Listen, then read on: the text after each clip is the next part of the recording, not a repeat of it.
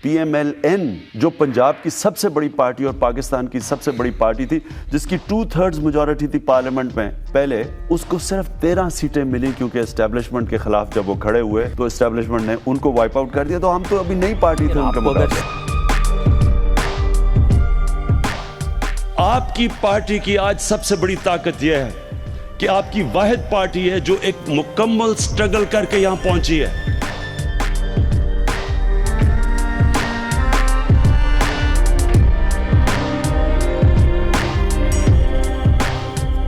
आपकी पार्टी की आज सबसे बड़ी ताकत यह है, कोई शॉर्टकट लेके नहीं आई,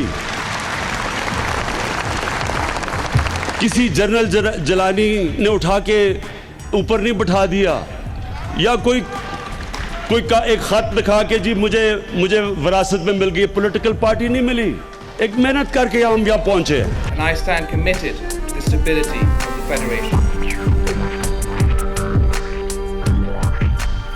एस्टैब्लिशमेंट के खिलाफ आज तक पाकिस्तान में कोई इलेक्शन नहीं जीत सका।